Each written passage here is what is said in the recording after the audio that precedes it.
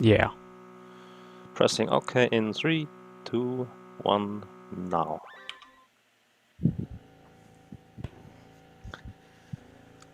Okay, basically an introduction to this is I was just going through the game with a whole bunch of save states, and I would reset every single time something bad happened, or I was just trying to figure out a new strat to go through an area.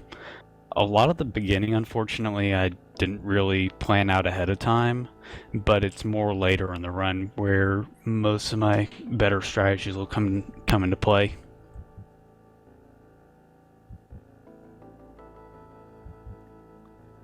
Places like the Mana Fortress, Second Ruins, found some other strats in those areas that everybody really should copy and steal and all that good stuff. Sounds good. I've already watched this run and made some save states so I can practice it in the specific areas. Mm-hmm. Yeah, that's a good idea for this run, is just watch through it and make save states as you watch it, because that'll allow you to practice any of these areas.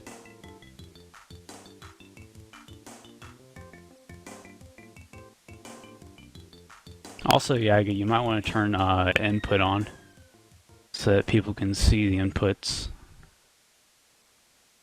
All right. That's through comma.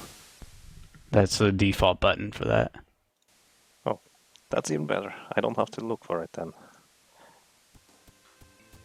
Neat. That's what I was missing before. Yep. Also here right in the beginning I was wondering, you didn't run to the bridge. Is that a specific reason? Running across the bridge, or to it, you mean? To it. I don't think there was a specific reason. I think it might have been because it's easier to get the little clip onto the bridge where you're not stopped by the steps. I'm mostly wondering because you have enough time to get, well, to recover your charge and then sprint at the other point again where you usually sprint.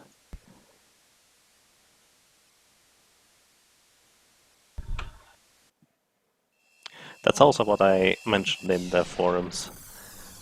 I noticed this in, let's say, a lot of places where I think you can simply push the sprint button more often. Yeah. I think a lot of those will come up as we just gain more experience. That's true. We're more comfortable running in those places. Also, I wonder, did you plan out the first area here, or? Partially.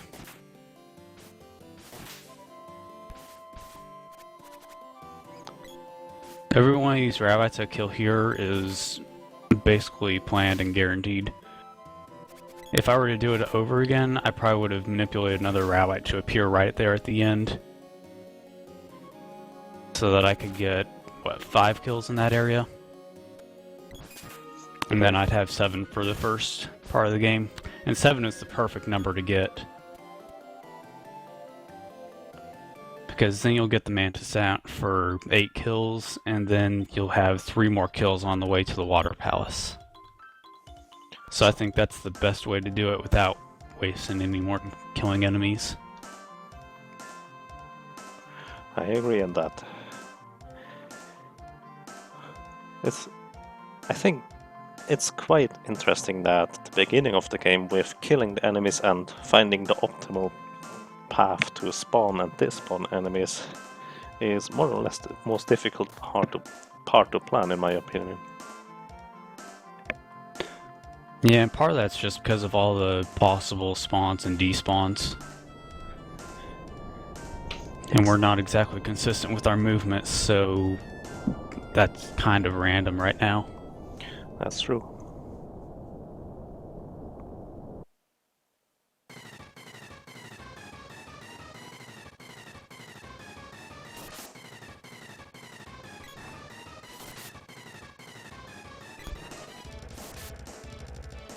And this is just manipulated so I don't get too many 14s. Yeah, a few in there don't hurt. Greetings, Irenic. Hey, Sarnik.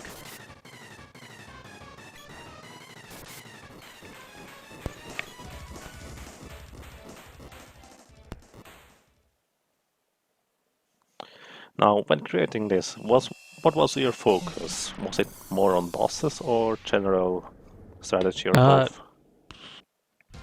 It was a lot of general strategy, and bosses, I just tried to make sure they were very clean and I didn't lose any time on those. There were a few bosses, like Metal Mantis, that I tried different strategies to figure out what was the easiest way to get them and quickest.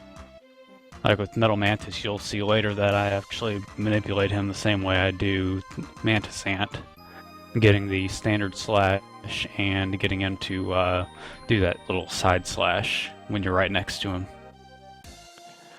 He can do that, but as far as I know, Metal Mantis also has a much higher chance of casting or doing other stuff, doesn't he? Not the way my strat works. I don't know if you took note of it when you watched the run the first time, but it's very consistent. I've done it a couple of times in RTA already. Sounds good, because I know some people that have a lot of problem with Metal Mantis. In other words, Luigi. Exactly. I mean, my strategy is mostly not too bad, but it's not exactly consistent either. Usually I simply let the two characters in the bottom and maneuver the boy out. Oh well.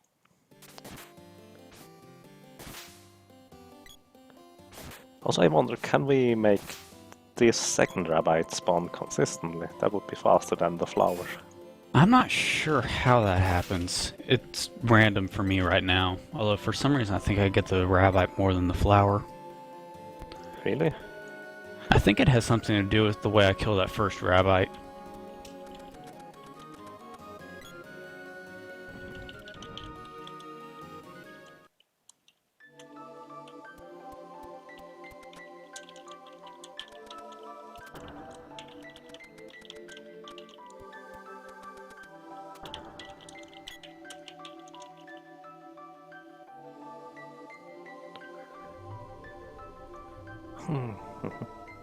Okay.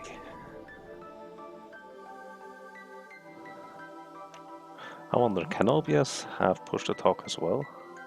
I think so.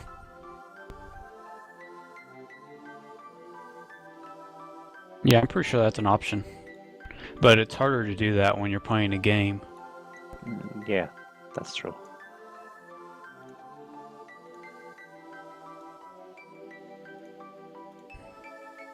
Also, I tried not to use any turbo buttons for mashing through text.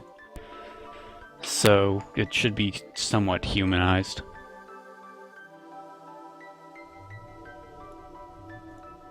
That was another thing I was going for, is replicating what we actually do during runs. So I got all the armors, all the items, even though I only used like 2 items through the entire run. I really like that actually. So it's quote-unquote more realistic. Mm-hmm. Also, I wonder, how many items do we actually need? I mean, for the most part, items are security and backups. But the better we get, I think, the less items we would need. Yeah, I've already stopped getting the royal jams at all in the first Nico stop.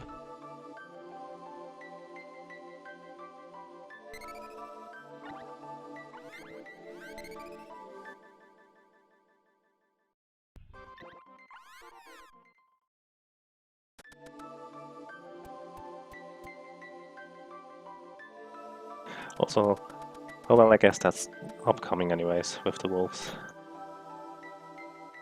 Yeah, the wolves were a bitch.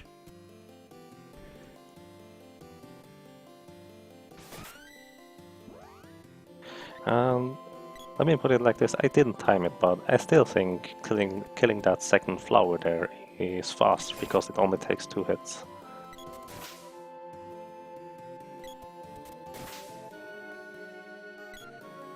Yeah, that's very possible. I've been thinking that it's faster to kill the goblins because you're able to push them around to where you're actually going to go, but they do take more hits. One more, or up to 4, in case you get unlucky. Yeah. Because they have exactly 60 HP. So sometimes you could actually... It's 64 HP. Oh right, that was 64. Mm-hmm. The bow rats were 60. Yeah, so when you're getting 21s, like right here, you need 3 hits and then just a single slash to finish them off. Yes. Also, I've noticed running up left here spawns the goblins in the second room pretty much consistently. Yeah. That's something I couldn't make consistent because I wasn't running up left there. So I think getting those 3 goblins is potentially faster, but I'm not sure since you are going a little bit out of your way and not going on. Yeah, this is one of the extra goblins I killed because I didn't get, I didn't have really good planning in the start. And that one too. I would definitely replan my enemy kills if I were to go do this run again.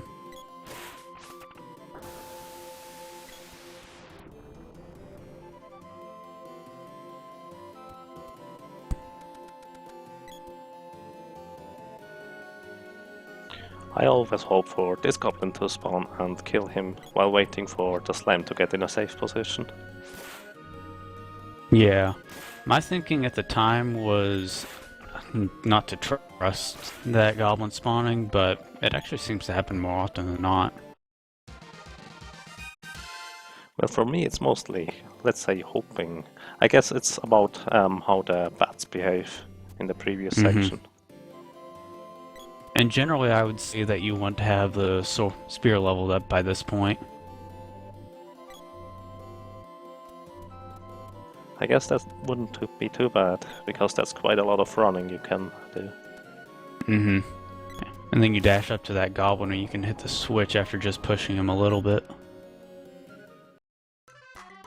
Do you always get that hit like this? Yes. Okay. It might take a second swipe at the switch, but you can hit it from there. So you don't need to really hit them out of the way and then go after the switch. Sounds good. No, I don't remember whether you get more than 1 cup of wishes. Or 1 set. I do. I get all the items.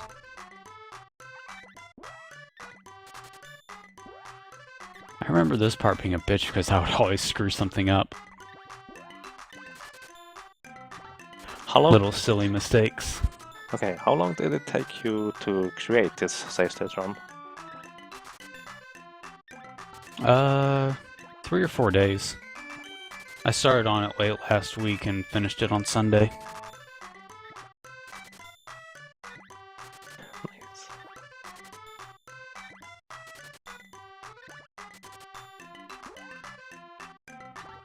I was actually almost a bit shocked at it, seeing those splits time in the thread. Yeah, things like sub 50 spring beak.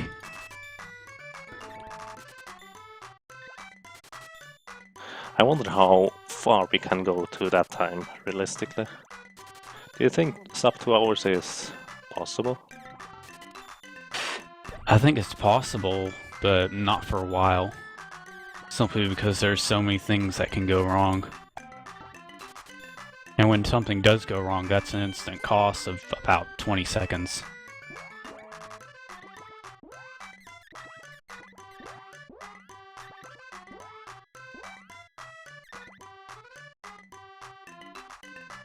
Oh well, but you don't get 12 cups of wishes. No, I didn't.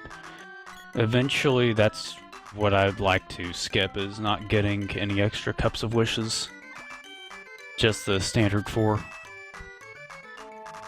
I think, in my opinion, we should at least multiply 1 item to an 8 stack, because that costs basically nothing. I mean, all you have to do is run up into the corner and then unequip or trash your equipment instead of simply doing it anywhere else. I tried that on one run, but for some reason it didn't work. You have to walk all the way up to the wall and then simply hold right until you stop. Mm-hmm. The positioning for the trash glitch or equipment glitch, whatever you want to call it, is extremely finicky because Secret of Mana is calculated in half pixels, which means it can look like it is the exact same position, but it actually isn't. Hmm. Because you can be off by half pixels. When you, for example, are charging up your attack, you are moving in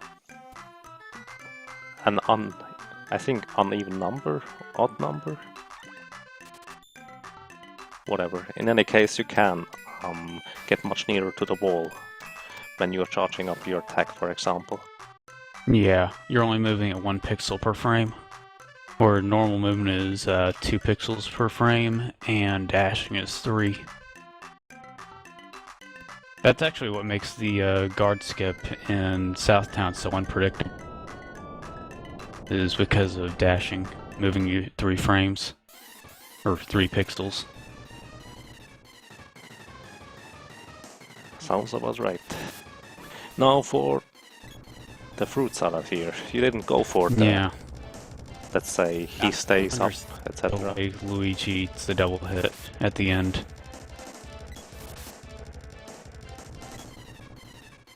I'll have to look at one of his VODs.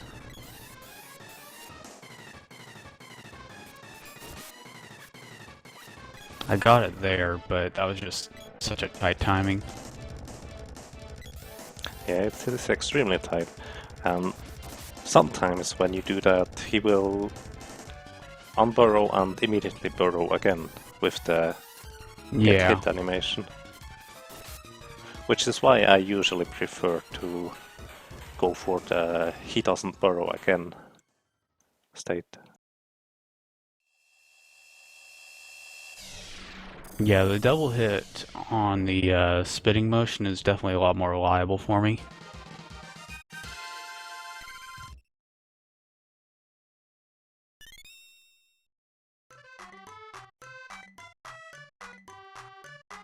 It seems, in any case, it seems to be much more than one frame window. At least that's what I think it is. Definitely.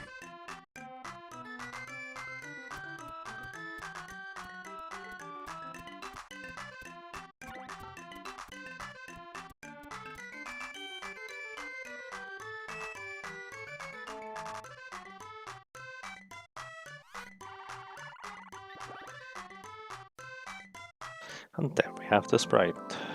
I wonder how much time it saves with only having one letter over, well, multiple ones. I checked on the old names I used, which were Sprite Girl and Boy, and it was like 15 to 20 seconds, somewhere in that range. And that wasn't including the time to actually name them. That's quite a lot, actually. Yeah, I'm starting to only go with 1 frame names.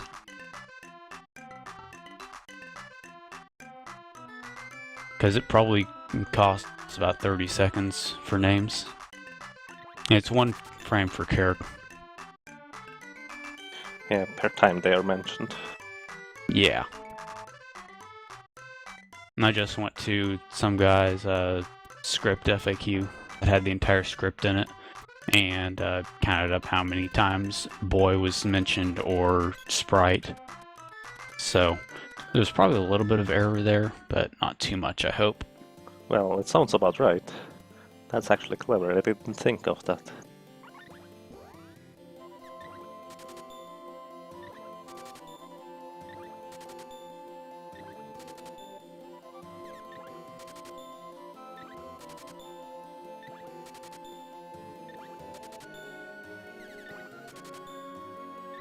Also, I wonder, can we reliably manipulate the wolves to do the same thing every time? Not Not really. Because it's RNG as to whether they both come down at the same time, they wait and then come down. I just don't think we can manipulate that, especially since there's the text box at the beginning. Yeah, true. That text box is pretty harsh. And most of the time they already come to you charging during the text box. Yeah.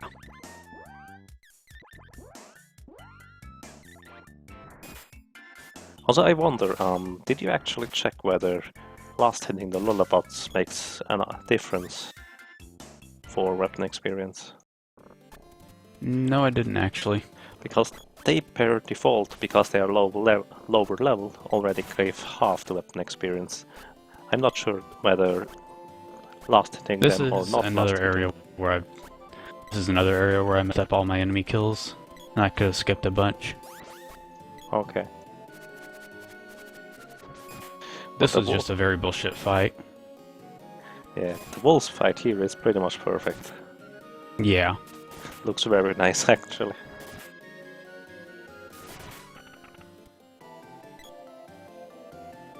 Yeah, I had to use like 5 save states inside of that fight to get it.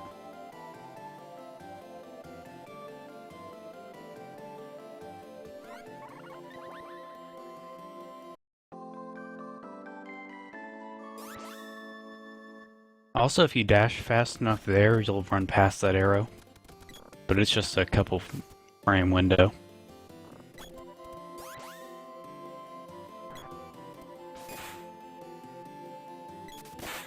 I'm not sure, I think I usually dash past it.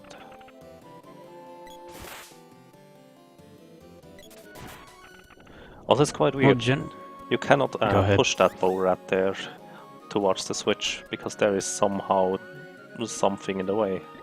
I think it's because there's a trigger in front of it, and the trigger stops it. Sounds about right.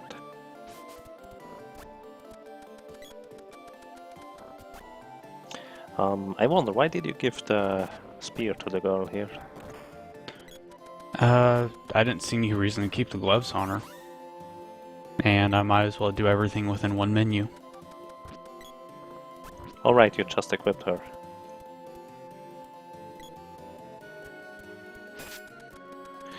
That pathing seems really nice. It could have been better. Well, as long as it's consistent. I don't remember why I kept it. I actually found a way to despawn the Buzzbee along with the Chobin Hood. Both of them? But I can't, yeah. But I can't seem to get it consistently. It's all about the camera angles and moving the camera around properly. Okay. Also, I think they just didn't have to wait for the last slash on the Chobin Hood, since he only had a few HP left. Yeah, that's possible. I was also wondering, I've never actually tried simply running past it before slashing that guy. Yeah, you can definitely run past that eye every single time. Now for all the of this except for the werewolves is perfect and replicable. Sounds good to me. Well, replicating those werewolves would be quite a headache. Actually, I'm not sure if it's going to be as hard as it looks. Because a consistent strategy that I've had now is you dash up on the left side of that little hallway, and that's where the first werewolf spawns, and the second werewolf spawns on the left side of that bridge. So just dash up, hit the first werewolf, and the second werewolf will come into range, and you just hit stun them and move your characters past. I guess I'll have to learn that without barrels. Yeah, I don't think we need to use barrels there anymore. Also for those chairs, you should probably aim to level up your weapon here, I guess. Yeah, like I said, I messed up all the enemy kills in this segment. I should have planned it out better.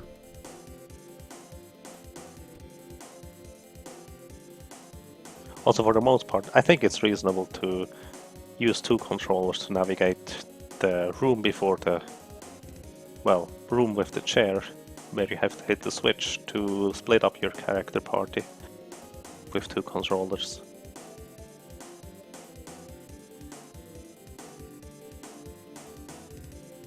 What do you mean exactly? Which room? Where you hit the switch and kill the last eye and level up your weapon before. Ah. Yeah, that'd probably be a good idea. Also, I wonder, is that consistent simply walking downwards with the boy? I think so. Because that's pretty much awesome, in my opinion. Yeah, I think that'll eliminate a lot of the trolling in this fight. Agreed. There's one part, Spiky Tiger did take damage there, and he can potentially jump away after that.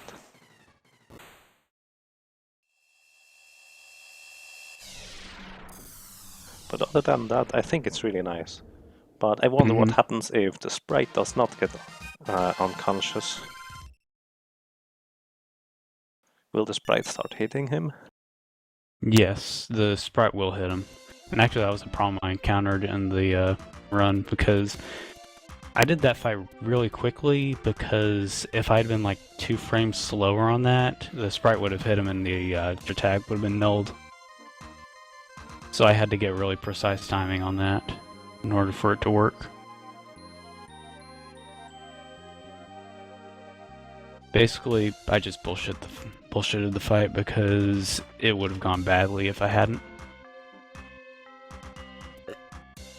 I probably would have had to reload a earlier save in order to get that fight done. I guess I have to practice a little bit on the Spiky. Because I think it's not too hard. Yeah, well, I think it's still more reliable to use the controlled overcharge, though. It really depends on whether the moving down strategy is consistent in runs. If it is, I don't see any reason to go with the controlled. Well, as mentioned, there's at least one potential problem with that hit that Spiky took early.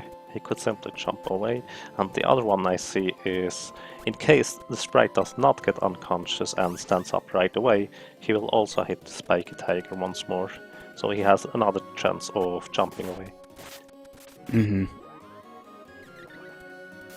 Or you could do it like me and instead simply let one character die on the way to the Spiky Tiger.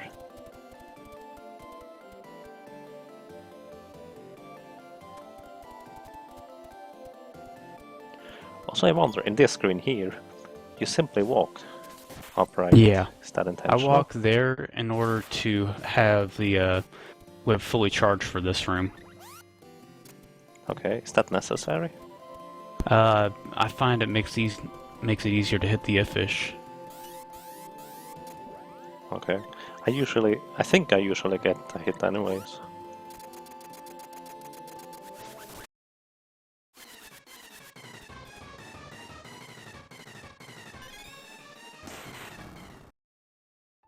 Also, I thought about it, using the rope before entering the cutscene. While it does only save a tiny little bit amount of time, it does save actually something, because you can activate the rope and then walk up the rest of the way. So you basically save the way up while the rope animation is taking place. Okay. Yeah, that makes sense. I'd probably start doing that again.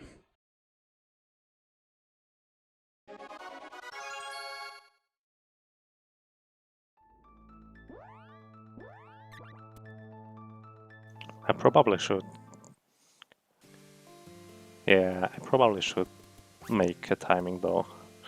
How much it actually saves. And whether it's worth the headache.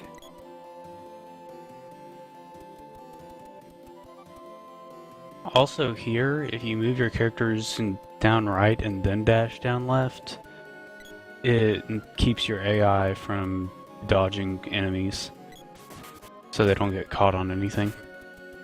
Sounds good. Also, I think maybe you should stop dashing to the right there a little bit earlier, so you can dash past the flower a bit quicker to manipulate your AI partners to come right along instead of trying to dodge. That could be. Another thing I've started doing is dashing up the bridge, so that automatically pulls them back past once I get to that spot.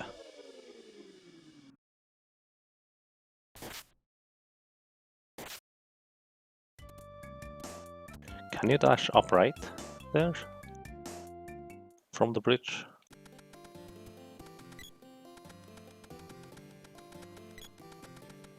Not sure if you can or not. I don't know if I'd want to do upright though, because that's a diagonal with enemies around. Also, I just noticed I actually wanted to let my splits run along, but totally forgot about that.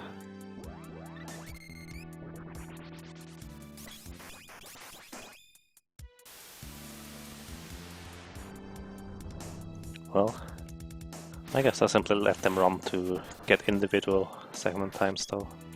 Mm-hmm. Also, I noticed if you stick to the right wall there while going into that door and the goblins are still on screen, it despawns the bat on the left side, right? I guess so. I actually hadn't noticed that. Pretty sure about that. Also, you can dash up left there into the doorway. Pretty sure that works. I like how you switch character and then immediately have the sprite activated for the whip. Yeah. Those two goblins after the rope pull are the main reason I don't want to use the whip at the very start, so that I still have some frosty left for those two. Sounds good. Dashing straight up there. Very convenient.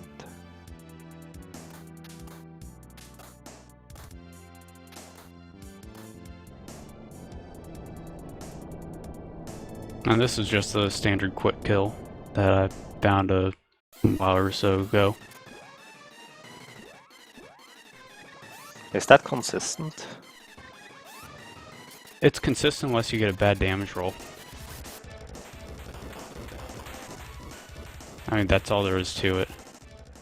And there's a bunch of hits in that range that'll kill him. And you can even get it if you don't buffer it. The timing is that imprecise. Okay, so basically when I use magic for it, it would simply give me more leeway instead. But it wouldn't actually help. Yeah, and even if you do get the bad damage range on that, you can just cast freeze once, and that'll kill him.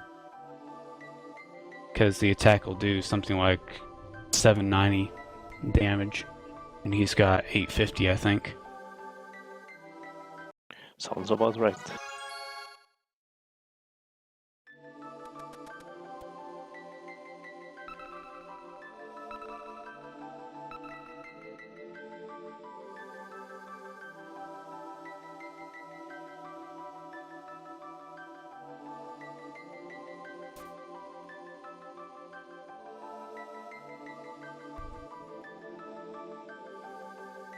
I activated my fan again, I hope you can't hear that.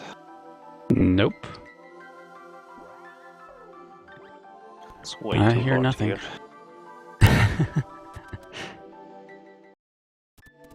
Which is also one of the main reasons why I don't want to attend SGDQ. The heat, wow. Pretty sure it's much hotter in America than it is here. What's the temperature there right now? Right now here, that's hard to judge. I guess about between 26 and 30 degrees Celsius. I'm not sure what it is in the other measure? Also, I think you run down That's there. about to 85, I think, 85, okay. Fahrenheit. Yeah, you run down there to despawn the Busby up there, right? From getting out of the cave. Yeah. Yeah, it can despawn the Busby that's on the little platform before you go back into the water. That's very convenient. Yeah, it seems to be like 50% effective. Sometimes I still get it.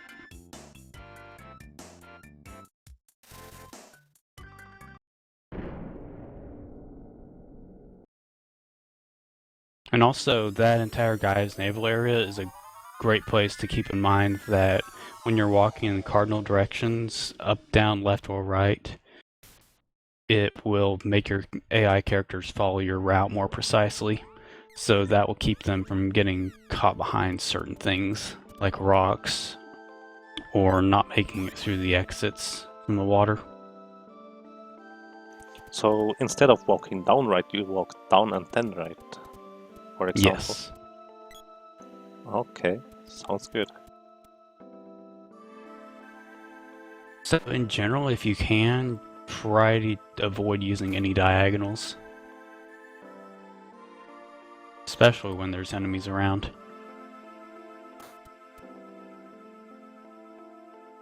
And I probably could have abused that fact later on, or earlier on. I only realized it late into the run, when I was already in the Mon Fortress, when I realized what they were doing. Well, I knew about it for running, but I didn't realize it also counts for walking. Yeah, exactly. That was the same thing I had.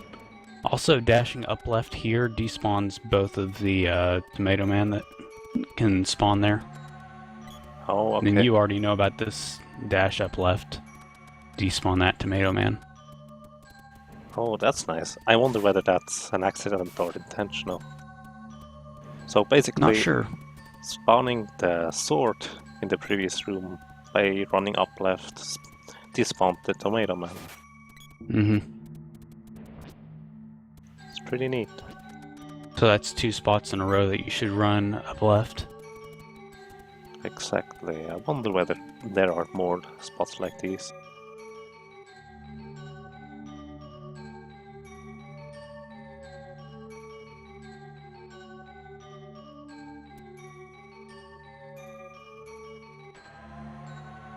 I mean, I only noticed that the Tomato Man wasn't spawning from... what are their names? Shane and Colostus? Yeah. And that's when I realized that spawning and despawning has also a lot to do with your movement, and not simply how the camera moves, so to speak. It's a combination of both.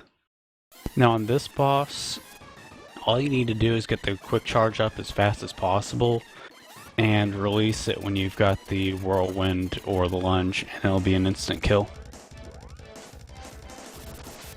Sounds really nice. Can't do that on the second wall. No, unfortunately. Second wall, you kind of do the same thing, except move yourself to one of the sides so that you don't kill both eyes.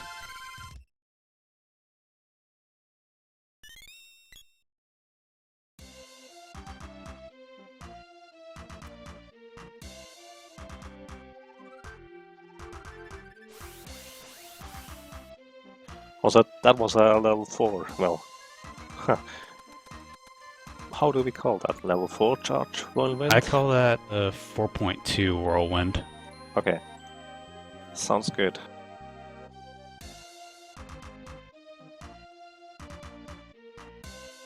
I always have trouble counting there, and usually try to go with 3.2, which doesn't really help on that boss.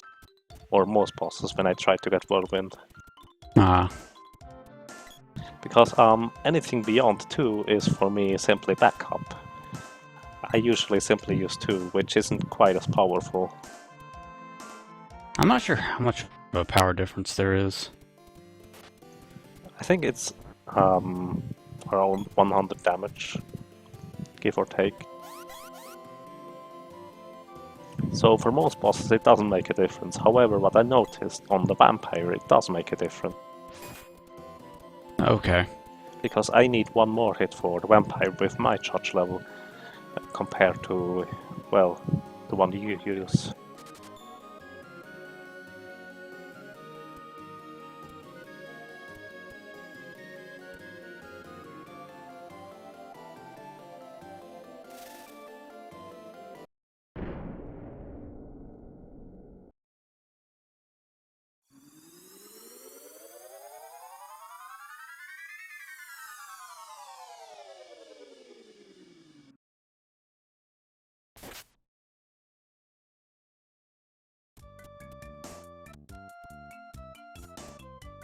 Also, by the way, do you always hit with the charges you are using, or are there times when the bosses simply do not get hit for quote-unquote no reason? This run? Generally. Generally, yeah, I think they have a dodge component like your AI characters sometimes do. So that's quite simply luck-based. I would guess so. Which is strange. No, hang on. Regular enemies do have that, if you think about the pebblers. Yeah. Yeah, okay. They probably have a very high dodge stat, or whatever it is. Which reminds me, doesn't slow down also lower the dodge stat? I'm not sure how all the stat effects work. I'll have to look into that. Also, is that consistent with the whirlwind? Honestly, I'm not sure about Kilroy, because sometimes I think it should be consistent and it's not. And then other times it always works. So I just try to get either the spin or the lunge there, and hopefully it'll kill it. Because I've had both fail at times.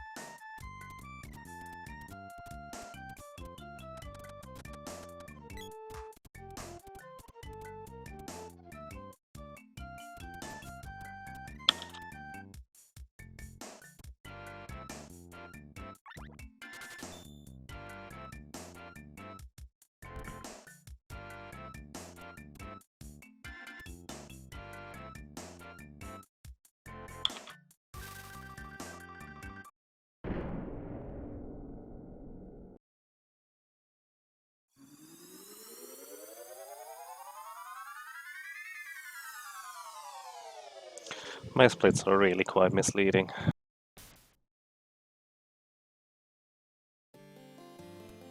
Yeah, at this point I'm... Wait, you just mean the timer? No, currently my split's on the left side. Yeah. Also, I think that's more or less coincidence whether you can dash straight through those guys. Yeah, it is, but I found that it's actually a little bit easier to dash through if you're on the right side of that door.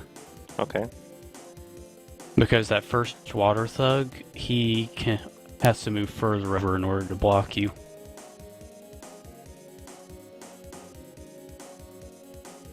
Now the other two could probably still block you, but that's...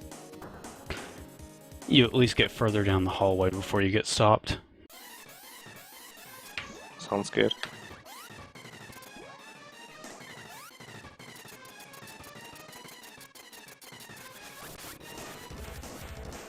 This is another one, I'm not sure if it's really consistent. Well, he seems to have a pretty high dodge rate in any case. I mean, the hitbox is pretty large, Yeah.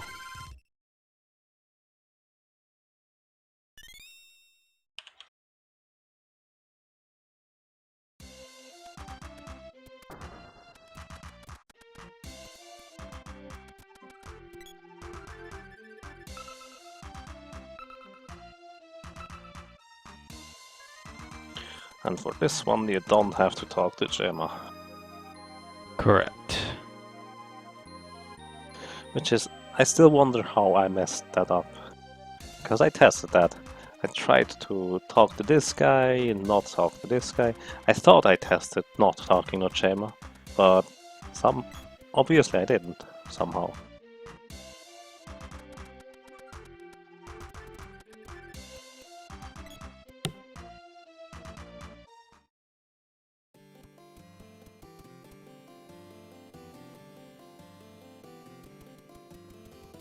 That looks really smooth, going past those like this.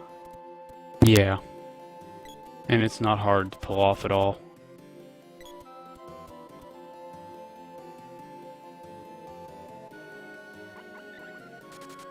Now for the Great Forest.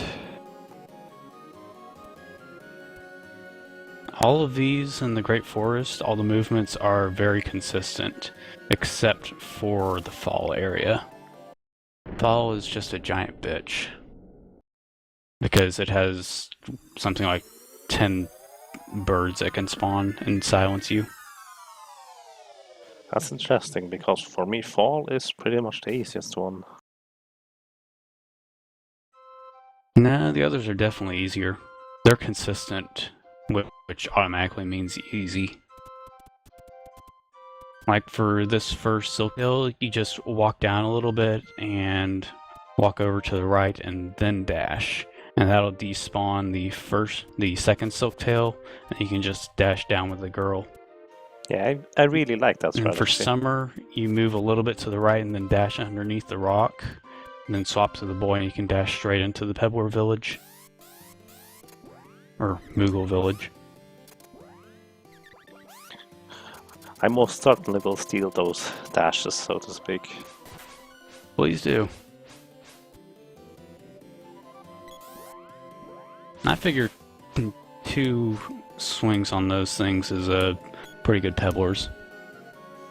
I think so as well. Usually it takes more than 3 for me.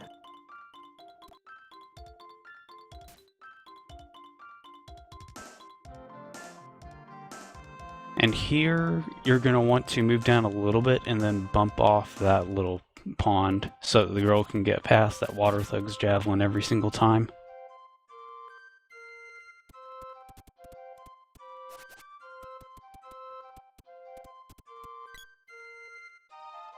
Sounds pretty neat. For the autumn, I would say you have to walk a little bit further to the right and then dash up left. Mm-hmm. I think And that's how also it works. in the second spring, you just walk above the Silk Tail and then down right. And keep walking until you can just dash straight up into the village. That's pretty neat. That'll keep the Silk Tails behaving. So it doesn't cost then, or what? Correct. Or at least he doesn't have time to cast. And also, this is pretty consistent as far as I could tell. At least as consistent as Feet goes. Just go all the way up into that top left corner above him. And then get the standard slash. Yeah, I really like that setup because that's quote-unquote easy to do as long as he is standing there. Yeah. There is an RNG where he will just jump down immediately. I got that in my last run. And I'm not entirely sure what to do about that. But for that RNG where he just stays up top, just go above him and get the standard slash. And hope he doesn't balloon the girl. Or at least be ready for him to balloon the girl.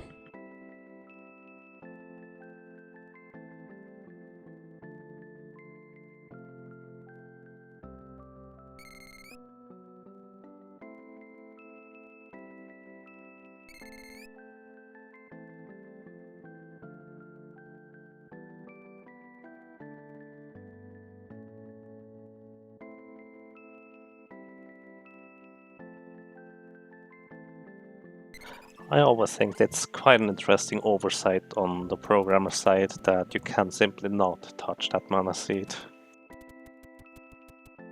It's quite weird. Yeah.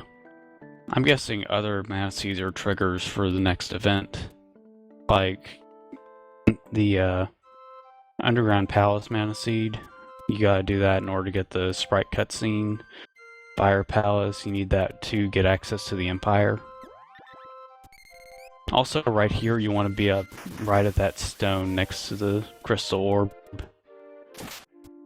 That way you can just go right toward it. You can dash past everything. Okay, looks really good. Go above this crab, and then dash up. That Silktail is not really a problem. And here you can just dash straight right, and that crawler will never hit you. Never ever? Never.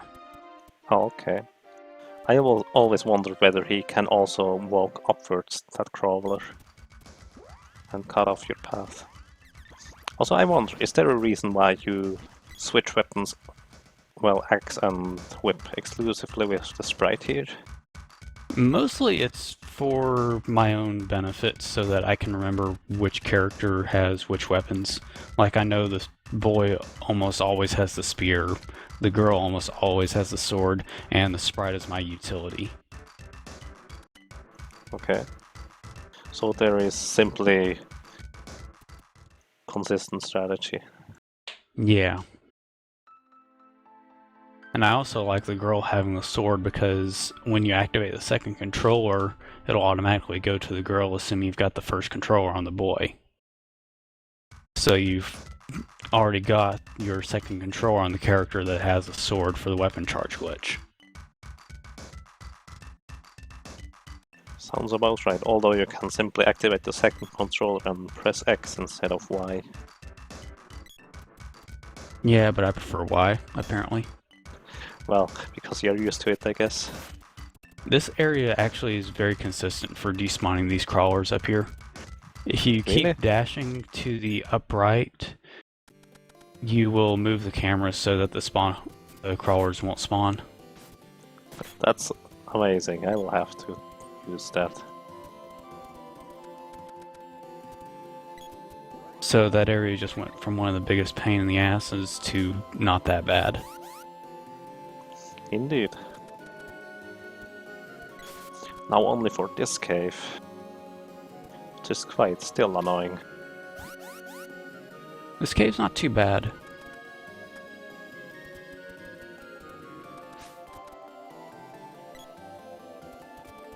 That second owl can hit you.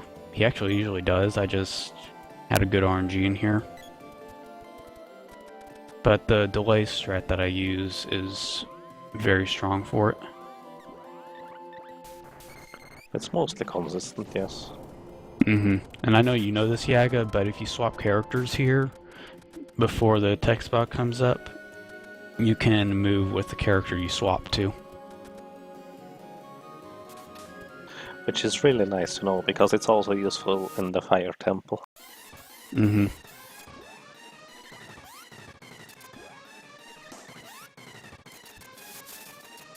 Also, I think using a... what's it called?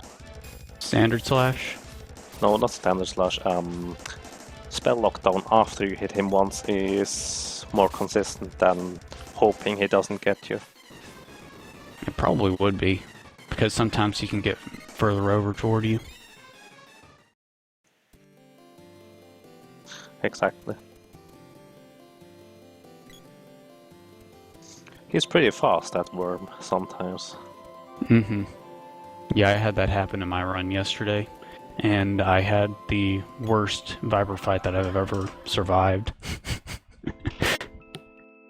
Which he likes to kill you, usually, if something Yeah. goes wrong. I don't know if you've seen that one, but it was pretty bad. I don't think I have. Well, I only survived because I hit that 2-frame window where you can open the menu before you take damage. Otherwise, I would have died. That sounds pretty rough. Yeah, and then it still took me another minute after that to kill him. Yeah, I I think. lost probably 2.5 minutes on the Viper fight Wow. last night. Which reminds me, I still didn't split. I gave up on splitting. Yeah, the splits come pretty quick. Indeed. So I would say definitely go for slowdown or analysis on the Viper.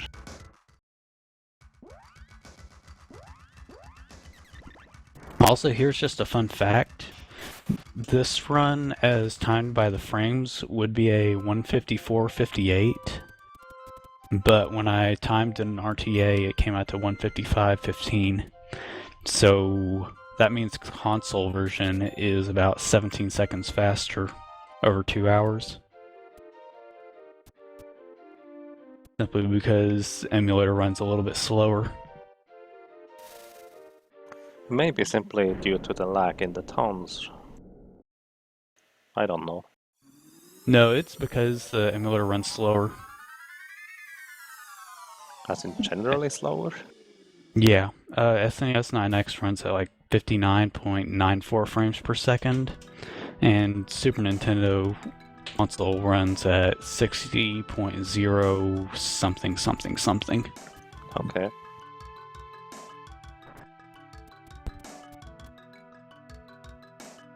So it is actually faster to run on console. So I get a nice 20-second boost by switching to console. Yeah, I hope I can get my capture card running at some point. Yeah.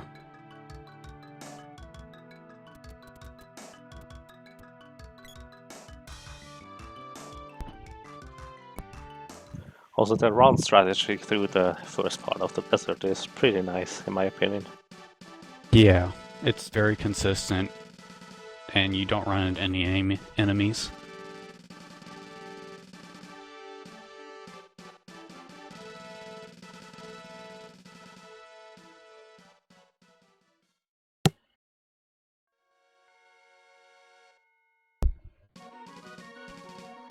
Oh yeah, and I got the one frame talk here. I'm not sure if it actually saves any time, but One frame talk? yeah, after the last text box fades from the previous cutscene, if you're spamming B, you'll to Sergo immediately without actually moving to him. Wait, say that again. After the initial cutscene where you board the sand ship and they move you all over the ship, there's one text box that after it fades, if you hit B within 1 frame, at least I think it's 1 frame for the window, you'll talk to Sergo without actually moving over to him to talk to him. Okay, so you only have to talk to him once more afterwards. Correct. So I'm not sure if it actually saves any time, but it looks cool. Huh, I didn't even know about that one. That's pretty crazy. I assume that's because at that point you currently have no position at all, and the game simply assumes you want to talk with the first entity in the whole screen, which happens to be him. That's what I would assume. Sounds like that opening the box in front of the second ruins. It basically is, I think. And Also, that's why you don't mash in front of the ruins. But yeah, I guess. Also, here one running up to this green Marcus guy, I think it doesn't hurt you. nah, it's just a couple frames though. Exactly, but I simply wanted to point that out. Yeah. Do you use a specific charge for this guy, or is that simply coincidence? It's a coincidence. It's more about the position that you're in, rather than the charge attack. A standard slash will work very well as well. Okay. Well, I noticed if you stand to the lower left side of him, you tend to usually not hit him. It's quite weird how that works. I'm not sure if it's simply lower left or not in range. As in, Well, more often I than not, definitely had a lot more success going above him than trying to go below and get the charge in time there.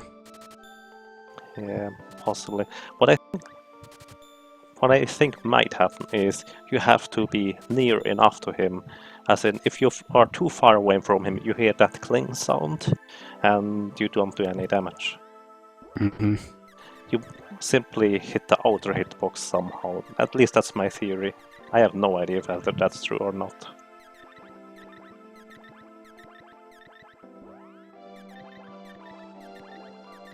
Menuing. Yeah, I hated menuing in this run. I actually slowed down the last menu for the Mana Fortress armor. I ran at like 50% so I could make the menu a lot easier. Okay.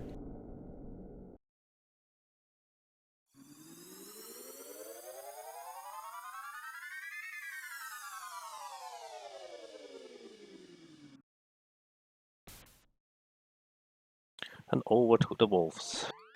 Mm-hmm. I did try routing this without actually using Ice Saber, but it really was not worth it. I don't see it working in an RTA. Yeah, it's really difficult getting past those guys. Plus, if you freeze them, your AI companions will simply ignore them afterwards, which is a benefit, I think. Yeah. Also, this wolf right here you can sometimes dash by, just without hitting him at all, but it's not too often. So hitting him is the better option, I guess. Unless you want to YOLO it. I don't think so. There's too much RNG already. Also, here you don't want to charge up immediately, otherwise your first charge attack will be wasted. I agree, you would be way too fast in charging up. Yeah, and shit, my doorbell just rang, so I'll be back in a second. Okay.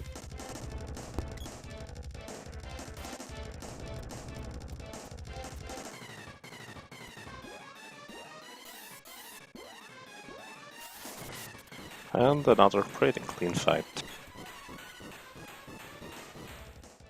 Moving up to the... well... upper side of this field saves a few frames because your characters will leave the screen towards the top. And way to go. Well, unfortunately, the second controller is where your party gathers, which happens to be the girl.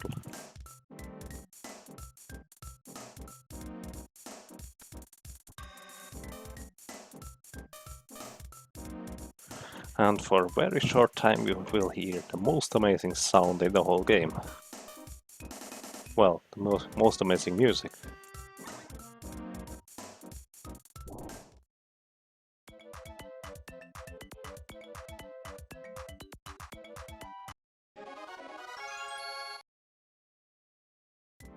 And it's over already.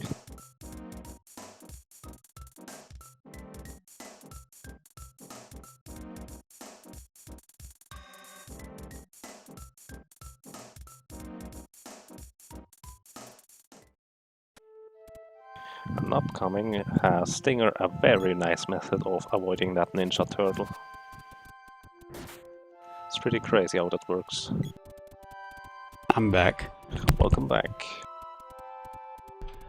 And we just witnessed you dodging that ninja turtle. Yeah, that's actually very consistent. You do have to hug the wall pretty tight, but it works. Okay. And what about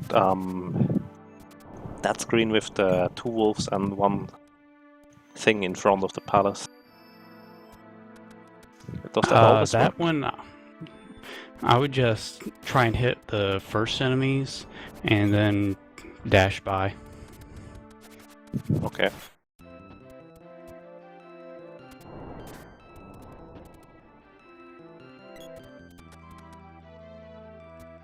Right here, you want to use your dash to get your AI past the enemies. That way they're not slowing you down too much. And then dash by that whisper. Sounds good. And there's like a 1-frame window you can run by that book on the right and not get caught on it. And if you hit that, your AI characters will go through it too.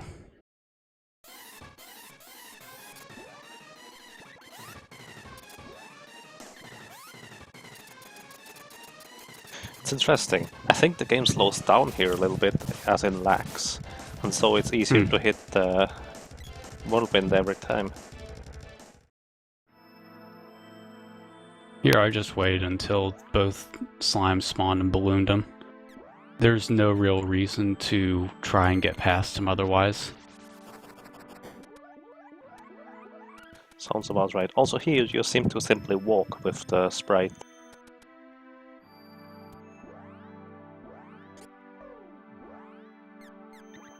Yeah. But And also I just leave the second controller enabled because I need the sprite to cast slow down immediately.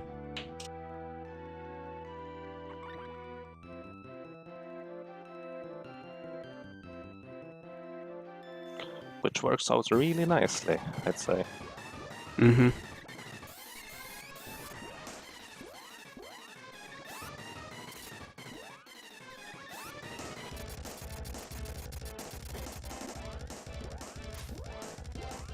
Spin is actually not the optimal charge to use there. I would rather go for the spin lunge, which would have been the next one I would have gone for. And that's for RTA. Yeah, the lunge is more forward, Yeah. and it's a little bit quicker to hit him, I guess. I'm not sure about being quicker to hit him, but I find it more consistent. Well, it's... But that spin worked there. What I mean is, it's faster in upwards movement, since you have to go a little bit upwards before it hits the ice geiges. Probably. Well, although I don't think it makes much of a difference.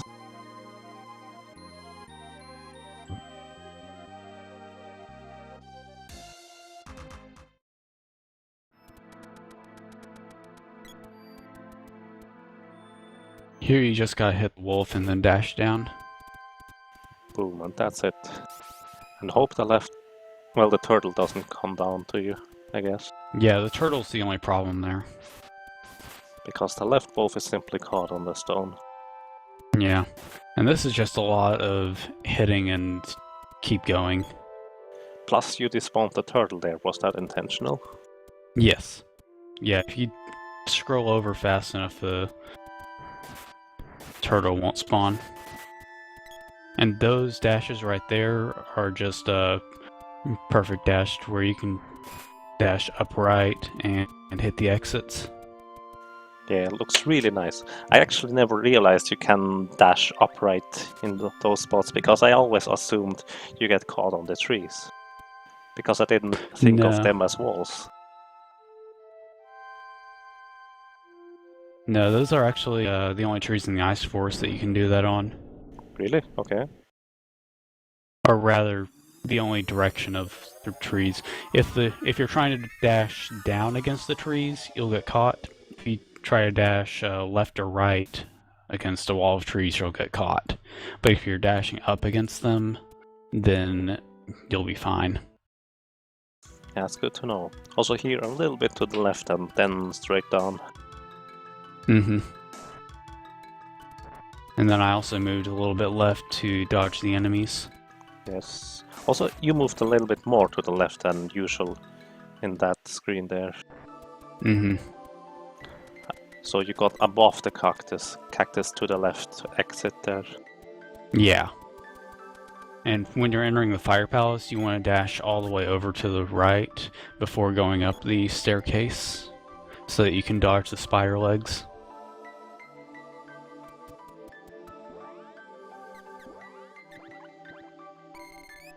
Also switching character here to be free to move. Also delay right after you go up that staircase, and you'll be able to go over and hit the slime. Unless he immediately splits. Nope, he won't split. Okay. If you delay there, he won't split. Nice. And it's not a very long delay, just half a second or so.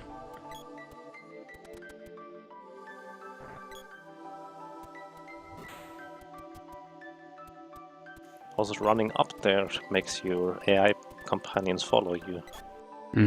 I just realized Also that up right dash I did will cause a Robin foot not to spawn.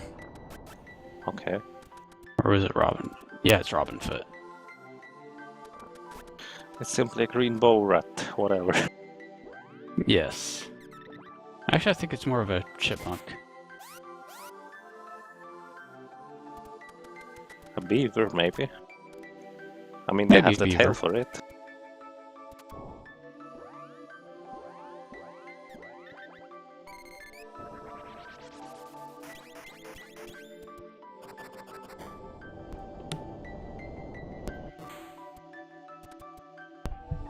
Also, I wondered, did the magic simply happen to work out? Or did you plan that? What do you mean? You don't have to use a fairy walnut for a very long time, so to speak. I don't think I ever used a fairy walnut. I'm not sure, I didn't watch the Mana Fortress. But up to the Mana Fortress you didn't use any. Except for making one of the characters appear. Yeah, I use fairy walnuts to get them to appear because you don't really need them otherwise. Sounds good. Also there you use the level 4 charge attack. I noticed that if you use the level 4 charge attack, the second time you use it, your character won't move from the position he's in. Yeah. Which is very Yeah, that's convenient. like the 4.1 attack.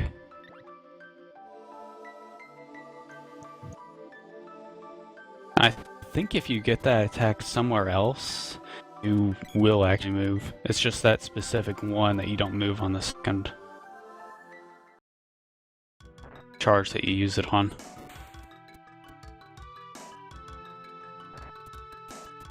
And those dashes are all easy, they're just dodging the enemies. Indeed, and here's simply straight up. Because obviously I don't have any items to replenish. If you are low on items, that's a good place to stock up. Because you won't be visiting another store until the Mana Fortress has risen. Yeah. Yeah, you can try and stop off in Northtown, but yeah, that's slow. Yeah, that's way slower. I mean, you might as well go restock there. Because, I mean, you only have to go through the sewers instead of restocking there.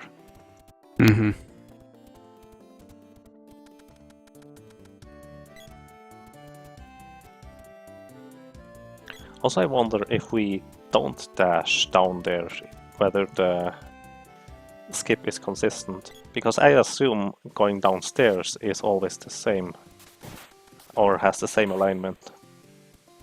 I need to check on that, but there is no way I could get a consistent setup It's simply an to idea. always get the guard skip with dashes. Yeah, it's simply an idea. A theory, so to speak. Also, I have another theory for enemy spawns. But more on that later. You can comment on the sewers here. Yeah, most of it's straightforward with balloons. Right here there's a down left dash that I used to get my characters past them. And here you've just got to hit the diamond fish as you come down. The important one is the one in the middle of the screen. For that blue drop, you want to hit them with the whoever you've got active and then swap and dash by. But sometimes you can get unlucky and that blue drop will get really angry and come after you very, very quickly. Yeah, and he can still get the third trailer, but then you just need to use a medical herb and that character can instantly walk again without the healing animation. True. I used to use two controllers and go up on the right side of the stairs and simply hold down right on both controllers, and it seemed to work out. Simply going through the door, getting past that guy.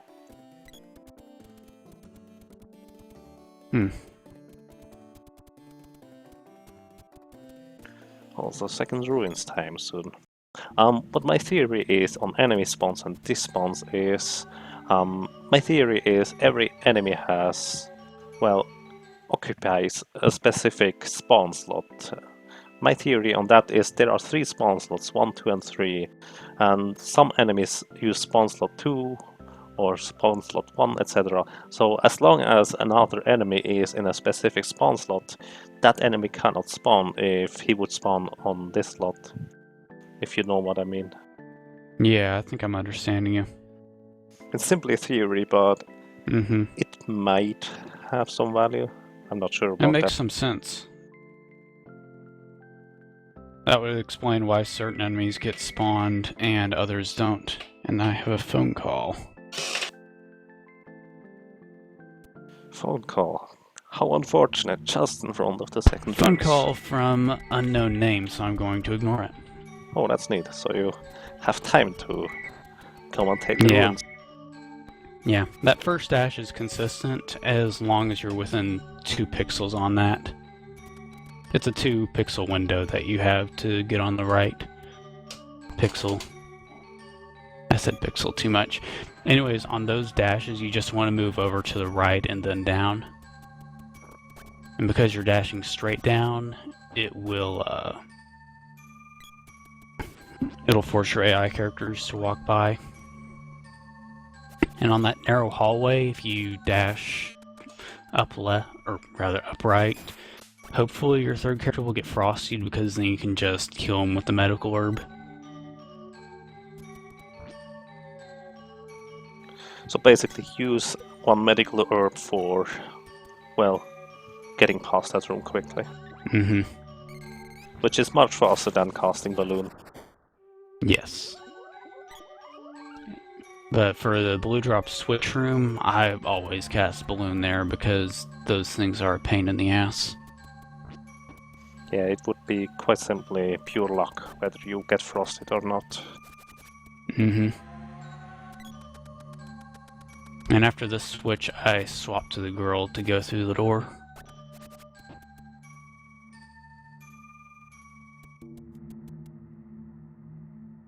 Which is pretty fast. You may as well simply activate your second controller and move it to that direction. Yeah, that would be good if I wasn't trash at using a second controller.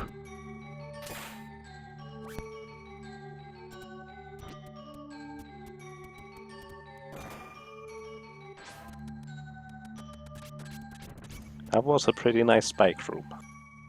Mm-hmm. Yeah, that's still my worst room in the ruins.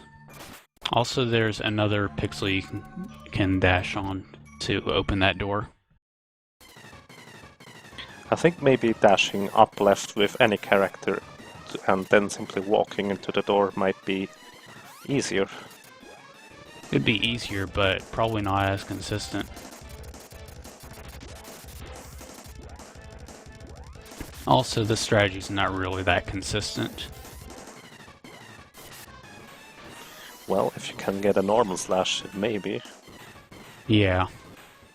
I got a weird normal slash, though.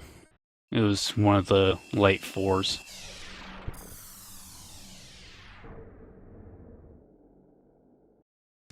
I've never used those intentionally, I don't think. I think late 4 is similar to early 3, isn't it?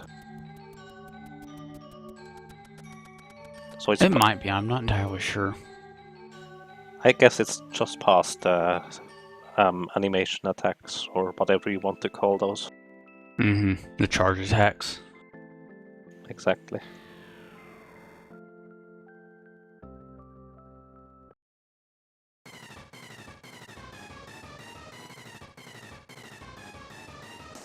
And fun fact, after you hit dialogue, all of these text boxes are auto-scrolling. So that's why they take so long. Yeah, I've noticed that. I always wonder, do I have the correct controller to scroll the text now? It's quite weird.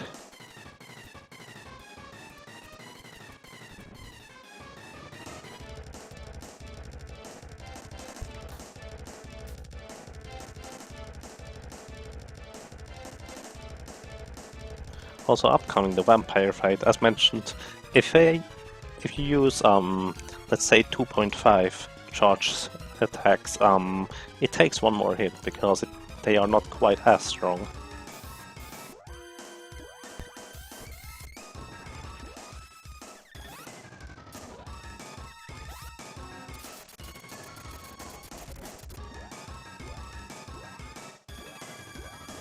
Also, I started using Analyzer here because I knew the sprite was low on MP. So is that the only reason? I think so. So if you plan all of your magic use out ahead of time, the sprite will run out here. Maybe a little bit earlier if you would use some magic on the Viper.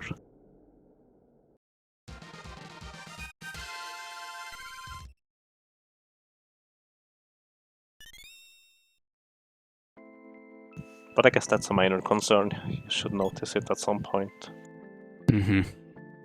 Yeah.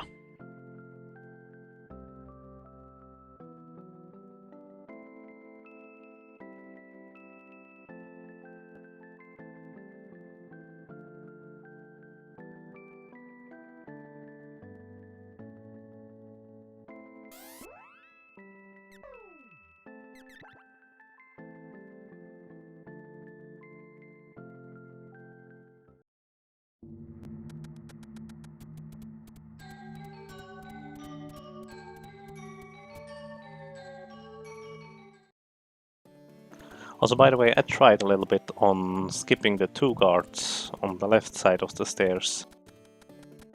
And it quite simply does never work, no matter how high your camera is up. Really? So I think that's where HHS theory applies, that when the NPCs are standing on stairs, it never works. That's probably because the stairs stop your movement for 4 frames. Exactly. However, it does work on the Pandora Ruins NPCs. Well, if you could get the camera high enough somehow. Interesting. I wonder why it works for them. I guess maybe they are simply just on another stair step. I don't know. It could be they're on a stair step that you can actually walk on. Possibly. Or maybe those guys are simply, let's say, have a bigger hitbox. Potentially. Yeah, that's possible. Anyways, this is the Metal Mantis fight I was talking about earlier. And you'll see that I get a standard slash and then manipulate him the same way as Mantis Ant. Now I do delay a little bit on starting the overcharge. That way I can get the charge right when his invincibility frames end.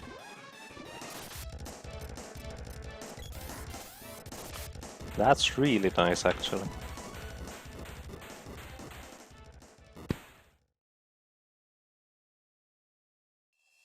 So that's planned that you don't buff your second attack. Yes. For some miracle reason the girl doesn't get hit, then you can buffer it, but it should hit either way. I guess. Maybe you can move the girl down a little bit. Yeah, the mantis or metal mantis should still be high enough to where he wouldn't hit the girl if she moved down. Okay. But it's good to know. I never actually considered manipulating him like the first guy. Also, that's really nice alignment. Mm-hmm.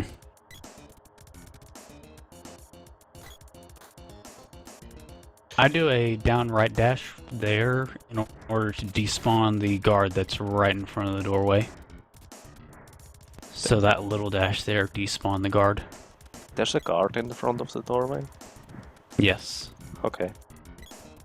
I think I've never noticed it. Yeah, you just walk by him normally, but you can remove him just to make sure nothing happens. And your AI can get stuck on him, I think. Sounds good. Also, for that big room with the 2 ninjas in the middle, I noticed you dash up to the middle, and I timed it, and it's actually faster to go off to the side because your AI characters will get caught on the ninjas. Yeah, I assumed that much. It's simply because the task uses it, and well, that's why I started using it at first. I think the task uses it because it can move all 3 characters around them. Yeah, exactly. But with just 1 or 2 players, an AI character is going to get caught. Yeah. Also, fun fact, after this cutscene, with whoever character you enter the cutscene gets a little bit of weapon experience. I have no idea why. Hmm.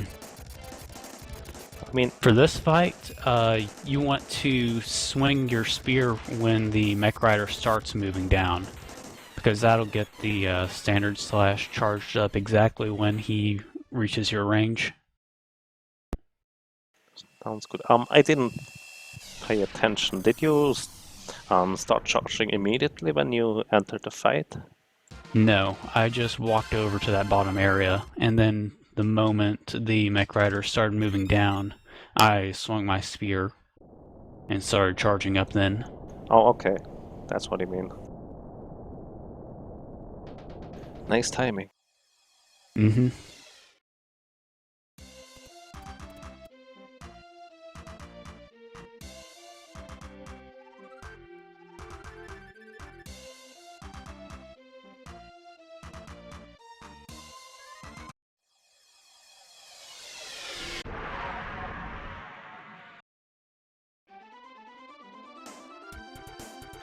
And flying directly southwest.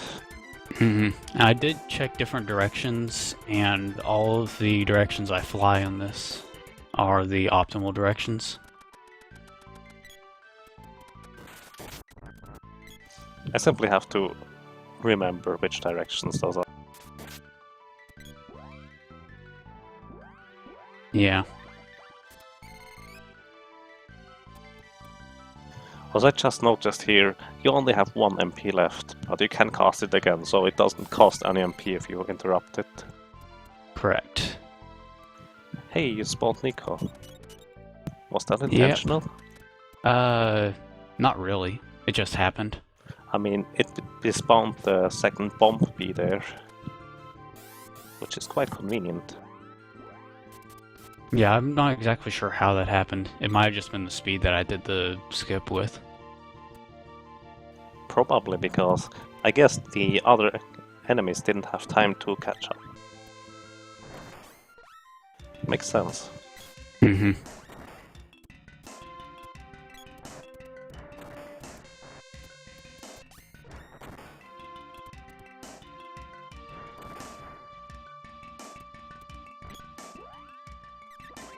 And he spawns a rabbit, which you kill. Oh. Yay, weapon experience. Actually, I probably don't get weapon experience, so... Well, on the whip you get.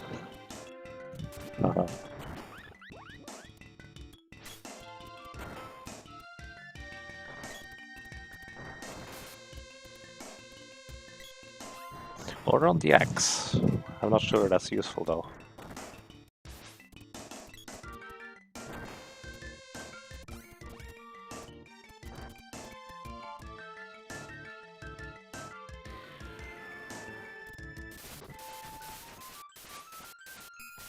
Also, that's quite ballsy to simply run straight into those guys.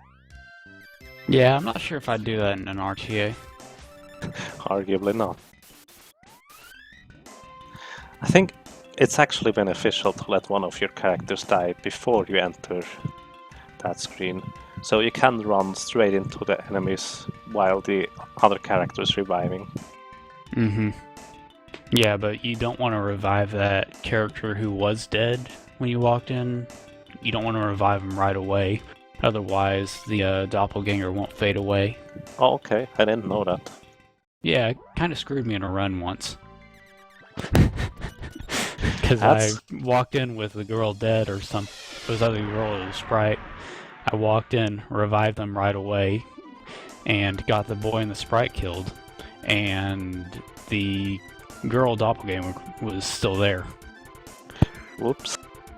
And I didn't have any cups of wishes left.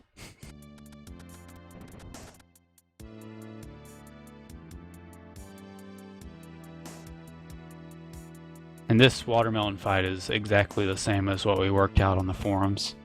I didn't find anything else to adjust with it. I feel it's a bit weird that you simply let your characters stand at the spot where they spawn. Yeah. Well, if you notice, the boy's automatically behind the other two characters. While that's true, I think it doesn't hurt moving the other characters though. Probably not. Plus, But as long as you're careful, actually you don't even need to be careful, you just need to play it the same way you normally would. And don't let the sprite get hit.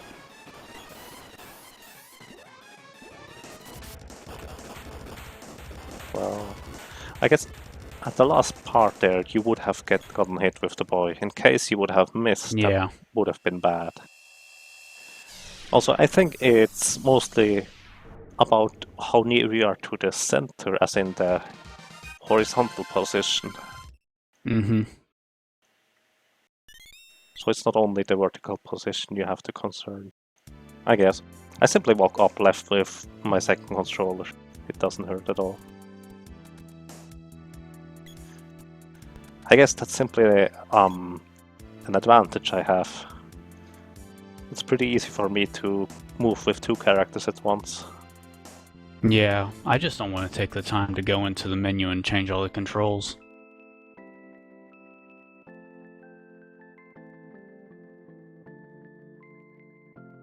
Maybe at some point you will have to, so you can abuse having two characters at once more often in various other areas.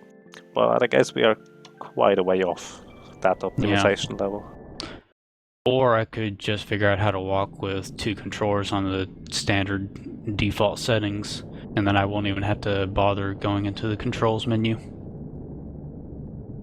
That could work too.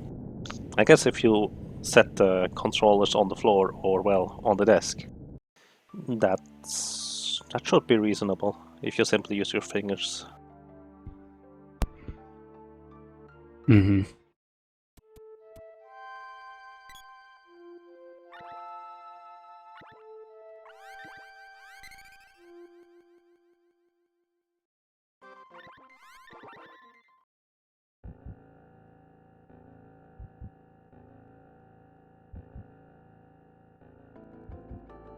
I still think it's quite amazing how all those glitches together result in such a large skip.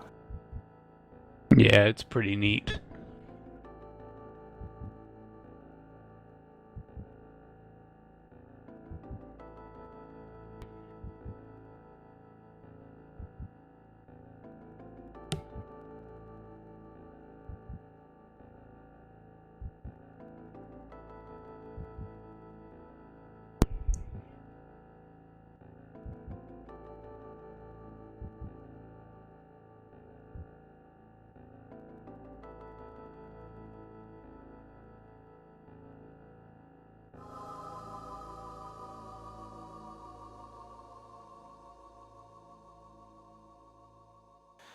Do you use any special movement for the Grand Temple skip? Not really.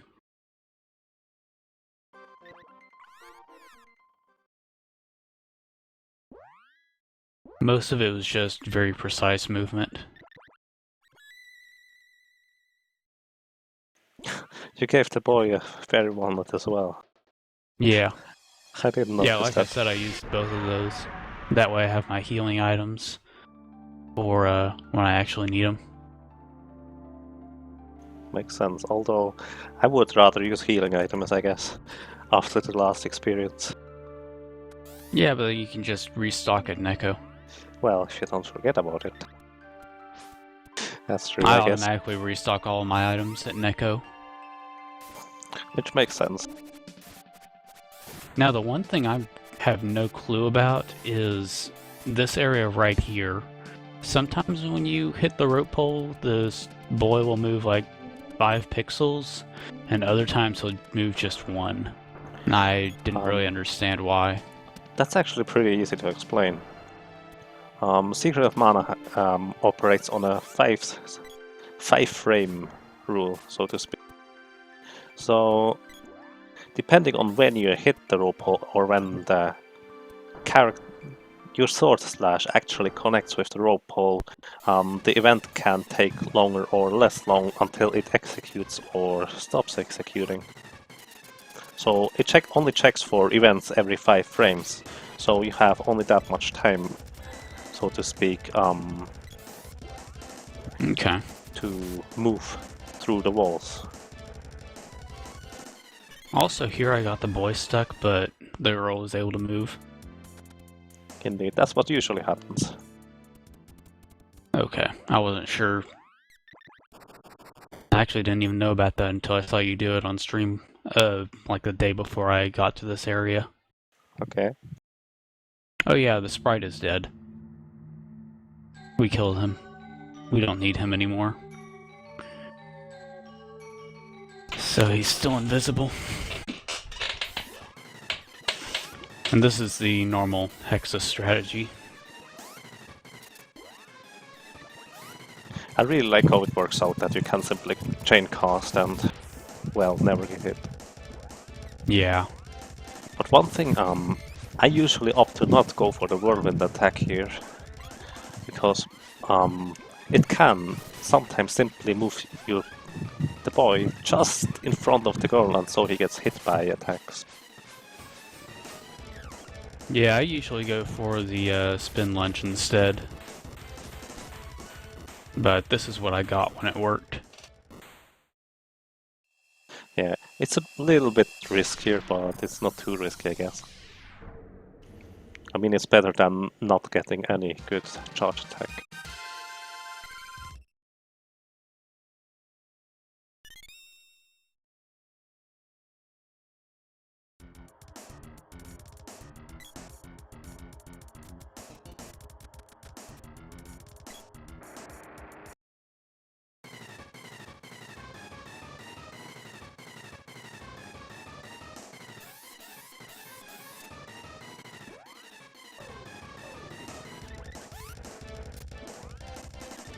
Also, I always thought it was a nice touch that this area is exactly the area just in front of Thanatos. Well, at least it looks like it, but it actually isn't from the room ID. Yeah, and like the second mech rider, I swung to start the overcharge when he was almost down at the bottom. I did get the overcharge up earlier though. I didn't time that out. Well, I guess if you do it too early or too early, it simply costs you opening and closing the menu. Yeah. But it's nice to have a queue for when you can start and stop. Well, start, I guess. Yeah. It's basically right above that arrow that you can see there. When he gets to that point, you can start charging up. Okay.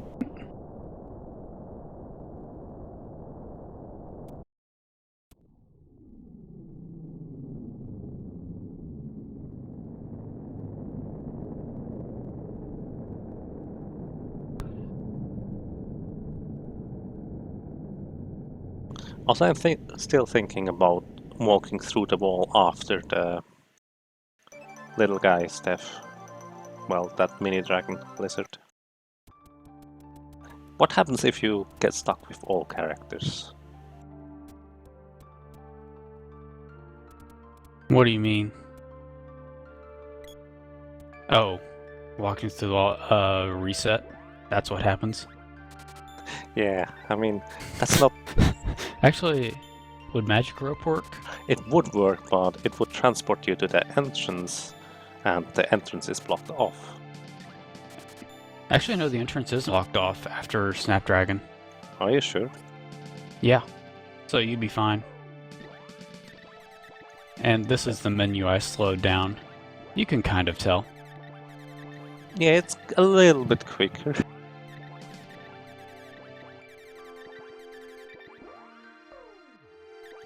Yeah, that's It's a little how tasty-ish. that's how good menuing looks like.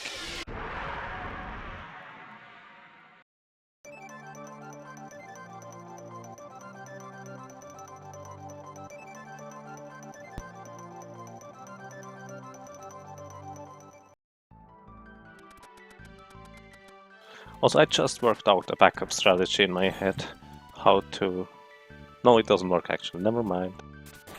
In case the bridge wouldn't be there. You do that with the spear? Yes, I just move him into the same position that you do the rope pole skip in, and I know he can hit the pole from there. That's clever.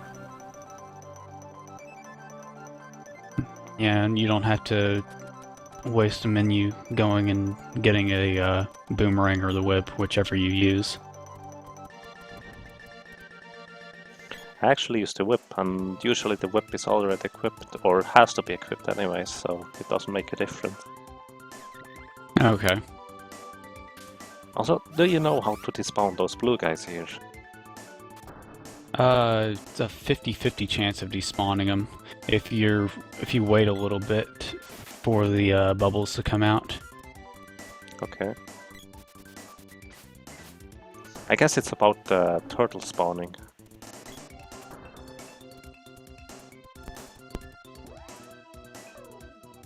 Also, I usually move all my characters past those green things before stepping on the switch. Yeah, I might do that now that I know that you can just move your characters easily by pressing left or right. Oh, that's what you mean. Okay. I actually knew that, and that's how I set up walking up the lofty mountains. Yeah, I do it there too. I've just never really considered it for here somehow. I don't know.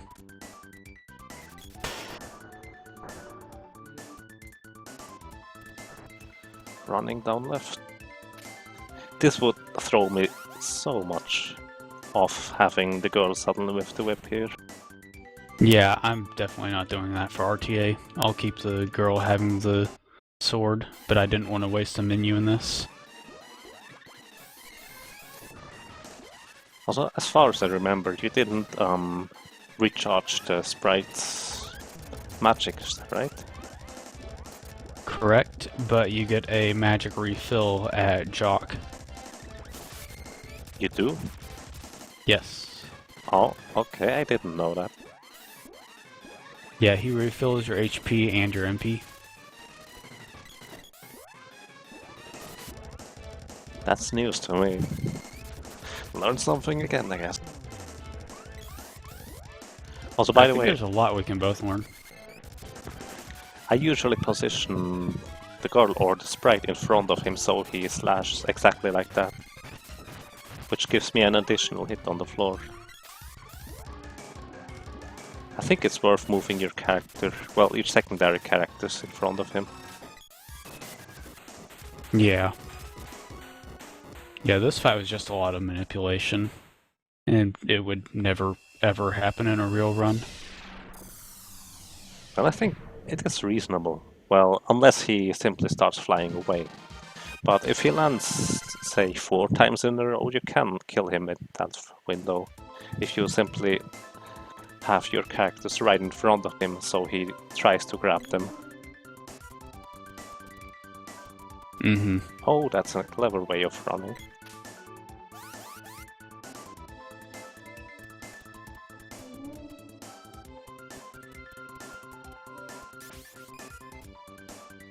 That was really clever, actually. Straight Yeah, up. you just run by all that. So I wonder how you do this. Move left and right there.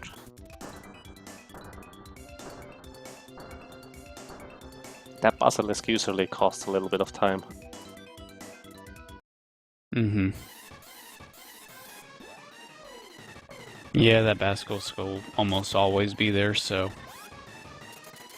Actually, you want it to be there, otherwise some tsunamis will spawn. That's true. Also, I think it's Also, Yeah. if he's casting Acid Storm right there, you'll want to wait until the casting of the Acid Storm is almost done.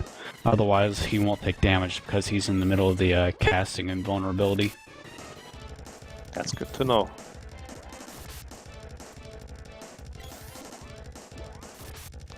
He didn't cast a lot. Wow. That's quite a fight. Mm-hmm. I think it's reasonable to give the boy a wall so he never gets interrupted while hitting.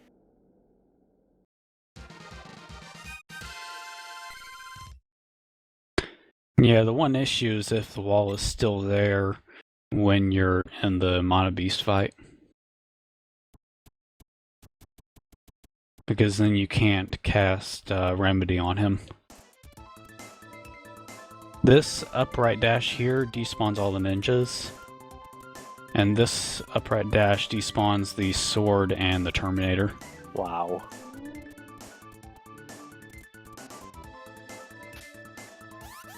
That's impressive. So basically, when you get into the third area, start dashing upright.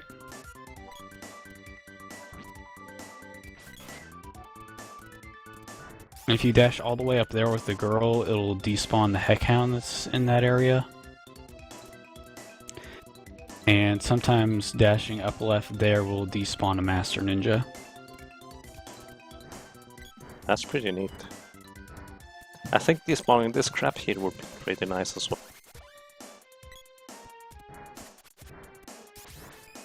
Oh, that's how you got your sprite over there. Simply run into the wall.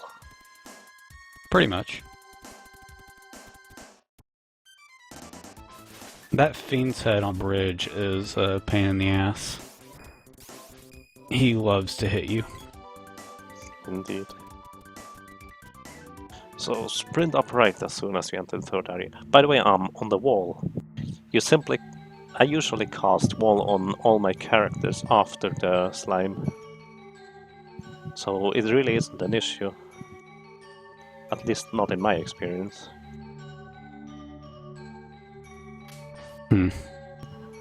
Wait, that's not exactly true. Right, what I sometimes happened in my Mana Beast fight, if I remember correctly, I cast Remedy on my characters and it hit the Mana Beast instead. Yeah, that's exactly what I'm talking about. Yeah, that's not clever. So... But I guess it's still reasonable, because you also can avoid taking magic damage on the Dark Lich fight. Yeah, but that's not really a big issue. Not usually. At least for the boy, because you can just put the girl and the sprite in front of him. And he doesn't do enough damage to warrant any walls being put up, because you can just heal it up. Well, while it doesn't do too much damage, it simply interrupts you hitting him.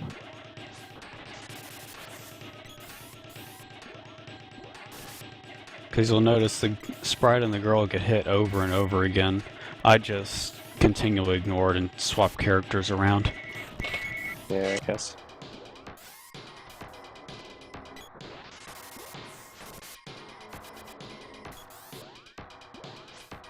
I also noticed that Dark Lich doesn't do too much damage with spell. No, he doesn't. That's why I think going without a Mitch Mallet is really reasonable. He was basically my last concern about not getting a Mitch Mallet. Yeah. The only thing I'm afraid of there is Petrify Beam, because that's not targeted at the nearest character. True, but usually it doesn't even do anything. Well, it can petrify you, I think. Well, I mean, even if the beam hits, there's a good chance the boy will dodge it.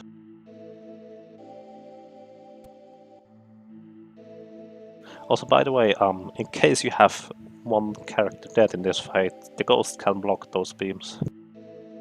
Ah, didn't know that. It's quite weird how that works. Problem is positioning the ghost to actually block it. I guess that's true.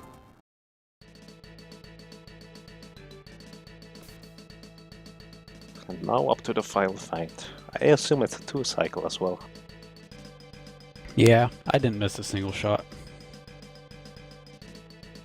How much did That's you another thing. What was that? How much did you manipulate to not miss a single shot? Decent bit.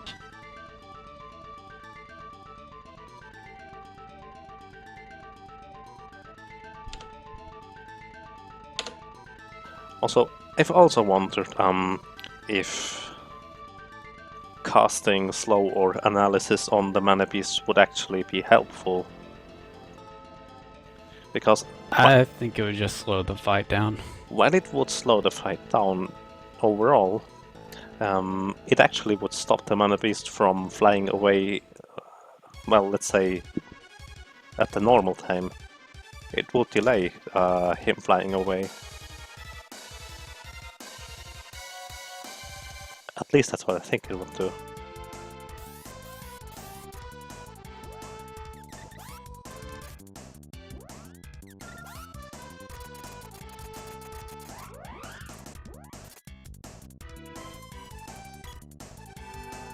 That's just a theory, though.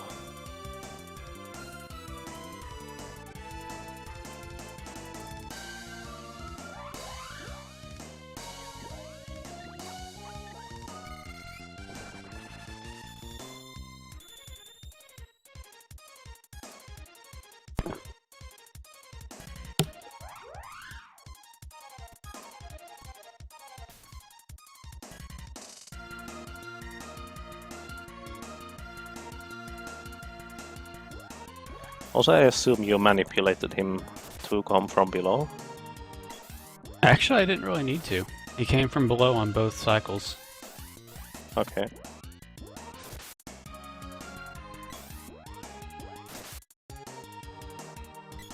I didn't manipulate any of these crits either. So that's just luck. Yeah.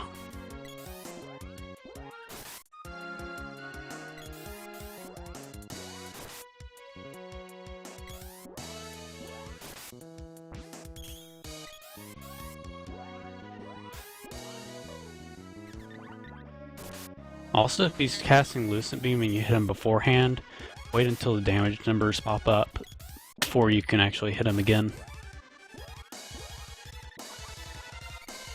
I actually assume it's not the damage numbers blocking, but him actually casting is blocking it, right? Yes, it's him casting, and you can see when the casting ends by when the damage numbers come up. Exactly, that's what I just thought. So, if we apply that to other bosses, we potentially could figure out when we can hit them and when not.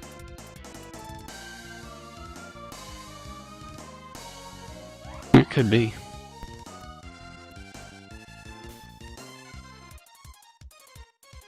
The sprite takes so much more damage than the others.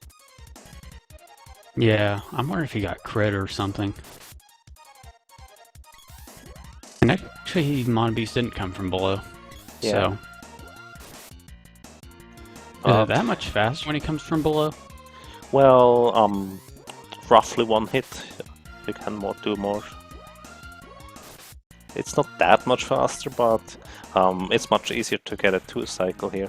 And that's more like 1.5 cycle. Yeah.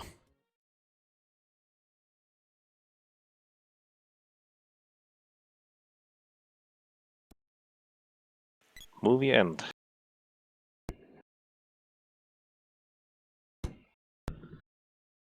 Most bullshit movie of all time. I feel like I've seen it 10,000 of times. You've already watched this run 1,000 times? Not exactly this run, but something very similar to it. Hmm. By the way, here's some names you have to... what's it called?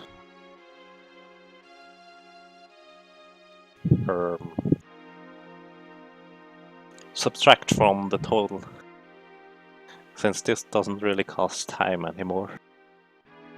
Oh yeah, it does. That's not too many though.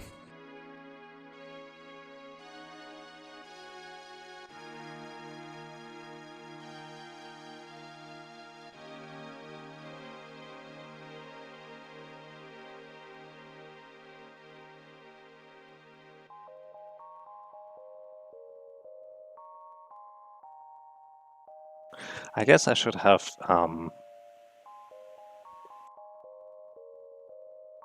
called this in the title Speedrunner commentary, because we didn't commentate on speedrunning itself. Oh well. Eh. Well, I'll figure it out. it's mostly for speedrunners. I mean, Mm-hmm. those upright dashes doesn't help the usual viewer, I guess.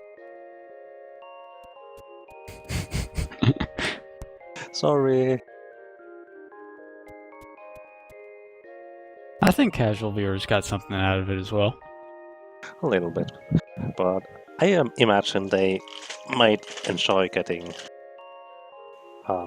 some information on how that stuff Mhm. works in first place. Yeah, it's definitely more of an inside look on the game. Well, yes, indeed. In any case, thank you for doing that commentary with me. I learned a lot. And I'm pretty sure our time will get lower and lower to this. I think 210 is reasonably within reach Yeah. in the near future. Anything below that, we'll have to see, I guess. Yeah, I think the 206, 205 area is where we're going to really start to struggle. Because like I said earlier, anything that goes wrong is basically an instant 20 seconds gone. At least 20 seconds. If it's something like the watermelon mispositioning in position, potentially ends your run. Mm-hmm.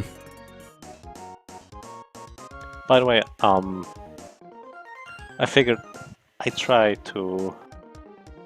Well, I wanted to try marathon percent, as in marathon safe run, and go to the frost Nico right after you get...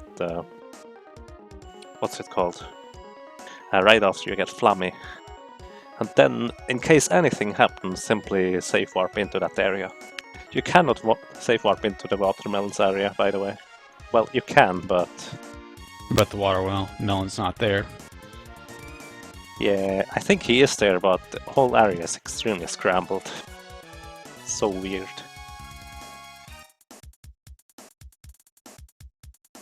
Okay. I think the Nico spawn is more or less random at that point, but we have a pretty good idea on why he spawned in the Lofty Mountains. If you are simply good enough and fast enough, he will spawn. More or less.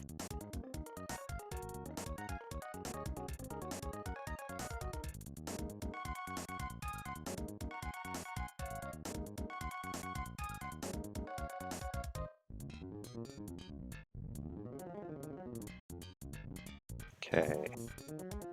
So I will highlight this and post it in the thread. Alright. What That do you... sounds good. What were you gonna say? I was just thinking about putting it on the wiki as well, but I don't think that's informative enough to put on the wiki. No, probably not. I think it would have to be more optimized to be a part of the wiki. Exactly, that's one point. Plus, it's more of a very specific points about the ROM, which we both know are tricky, I guess. Mm-hmm. Or let's put it this way, it's more about things already seasoned runners are wondering or something like that. I'm pretty bad at formulating that stuff.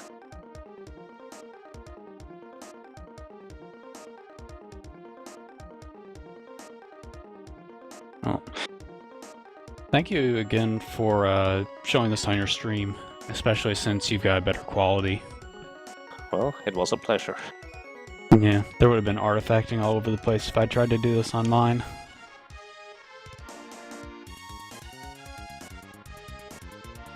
It's interesting, the TAS emulator seems to have a different kind of quality to how the game looks. I mean, if I compare it to to the other emulator I usually use, it seems like the other emulator emulates how the game looks on TV much more than this one. What do you usually use? I usually use... hang on.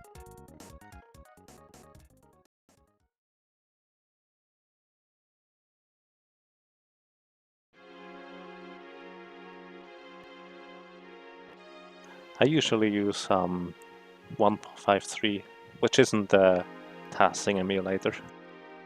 Huh. They should be the same thing. Maybe you have an additional filter enabled on there? Possibly. I do! That's why!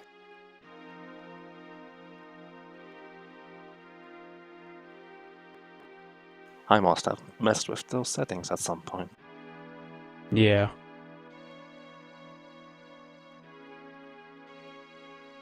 Okay.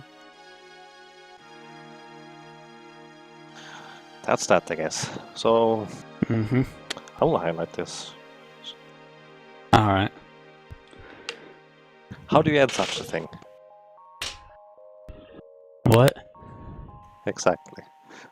So, to all the stream viewers, thank you for watching, and well, I hope we can deliver a more polished run in the near future. Yeah, I'm just gonna submit this to SDA and have it be my run. Yeah, right. On the emulator right. task. Yeah, no way. But